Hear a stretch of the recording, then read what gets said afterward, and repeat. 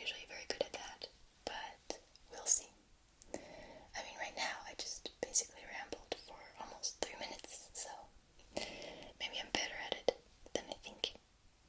But yeah, get comfortable, make yourself comfortable. I certainly am. I mean, I'm wearing a freaking lazy t-shirt, and I'm like very comfortable right now, and I hope that you are too, and that you will be able to relax with the help of this video and fall asleep, or just get some stress relief or anxiety relief or whatever. So let's start. So I'm going to start with a poem by William Wordsworth. And I found 2 titles for that. I don't know if it goes by both of those, like either of those, or both of those, or if one of them is false. I don't know. But it doesn't matter. The poem itself is very pretty. And yeah, that's what's more important. So here we go. I wandered lonely as a cloud that floats on high o'er vales and hills, when all at once I saw a crowd, a host of golden daffodils. Beside the lake, beneath the trees, fluttering and dancing in the breeze, continuous as the stars that shine and twinkle on the Milky Way, they stretched in never-ending line along the margin of a bay. 10,000 saw I at a glance, tossing their heads in sprightly dance. The waves beside them danced, but they outdid the sparkling leaves in glee. A poet could not be but gay in such a jocund company. I gazed and gazed, but little thought what wealth the show to me had brought. For oft, when on my couch I lie, in vacant or in pensive mood, they flash upon that inward eye, which is the bliss of solitude, and then my heart with pleasure fills, and dances with the daffodils.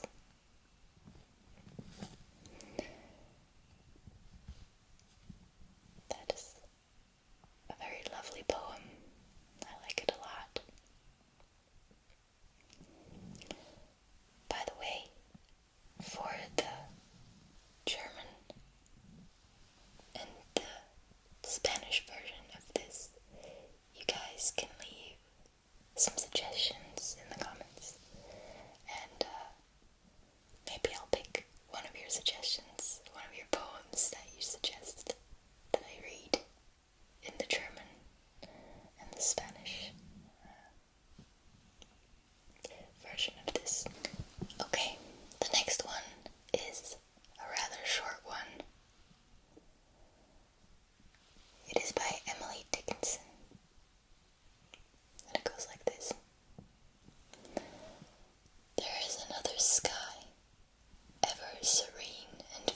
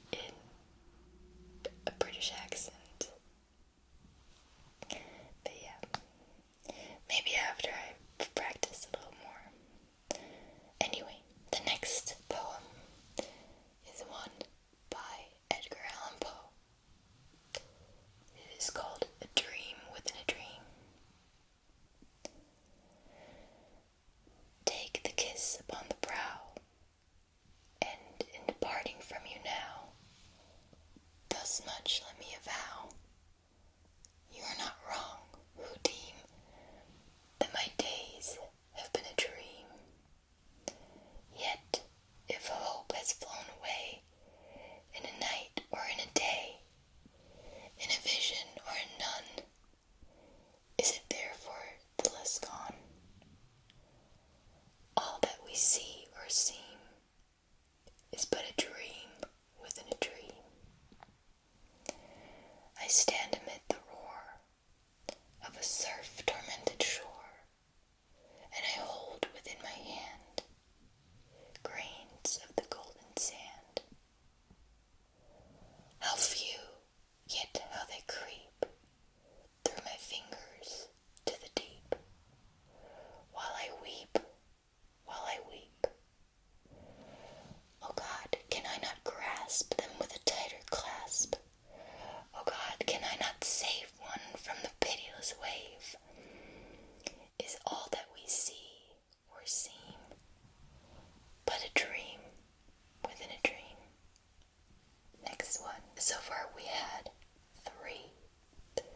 The next one will be by Robert Frost, and have a guess which one it'll be. I'm sure most of you will guess that one, right? So here we go. It's The Road Not Taken by Robert Frost. 2 roads diverged in a yellow wood, and sorry I could not travel both, and be one traveler. Long I stood, and looked down one as far as I could, to where it bent in the undergrowth. Then took the other as just as fair, and having perhaps the better claim, because it was grassy and wanted wear.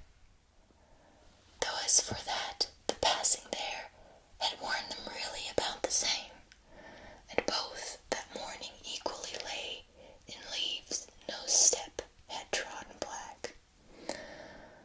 Oh, I kept the first for another day, yet knowing how way leads on to way, I doubted if I should ever come back.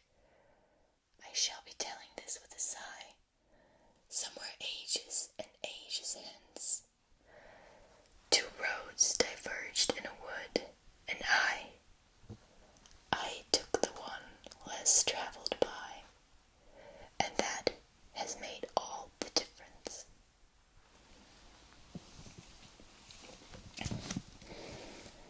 Okay, so how many of you guys at one point of your school career had to analyze this poem? I mean, even here in Germany we had to do that, so I know your pain. I do like the poem though. The next one is by Maya Angelou, called Phenomenal Woman. By the way, I hope I'm doing all of these poems justice with my reading. I've only read them once or twice before. Some of them not at all. So, intonation might not be on point, but I hope I'm somehow doing them justice.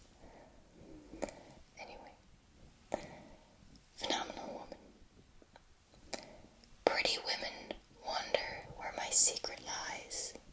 I'm not cute or built to suit a fashion's model size, but when I start to tell them, they think I'm telling lies. I say, it's in the reach of my arms, the span of my hips, the stride of my step, the curl of my lips. I'm a woman, phenomenal woman. That's me. I walk into a room just as cool as you please, and to a man the fellows stand or fall down on their knees. Then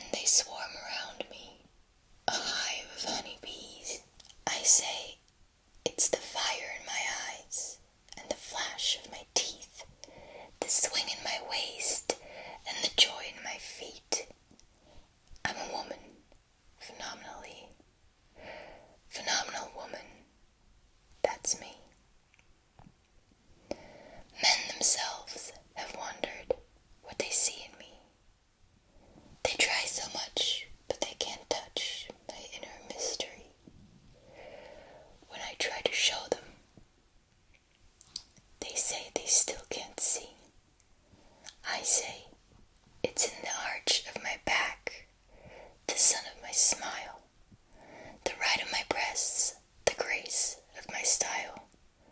I'm a woman, phenomenal woman. That's me. Now you understand just why my head's not bowed. I don't shout or jump about, or have to talk real loud. When you see me passing, it ought to make you proud. I say, it's in the click of my heels, the bend of my hair, the palm of my hand, the need of my care, 'cause I'm a woman, phenomenal woman, that's me. Okay, I have one last one, and that is by William Shakespeare. All the world's a stage. All the world's a stage, and all the men and women merely players. They have their exits and their entrances, and one man in his time plays many parts, his acts being 7 ages. At first, the infant, mewling and puking in the nurse's arms. Then the whining schoolboy, with a satchel and shining morning face, creeping like a snail unwillingly to school. Oh yeah, I can relate to that. And then the lover, sighing like furnace, with a woeful ballad made to his mistress's eyebrow. Then a soldier, full of strange oaths, and bearded like the bard, jealous in honor, sudden and quick in quarrel, seeking the bubble reputation even in the cannon's mouth. And then the justice, in fair round belly, with good capon lined, with eyes severe and beard of formal cut, full of wise saws and modern instances. And so he plays his part. The 6th age shifts into the lean and slippered pantaloon, with spectacles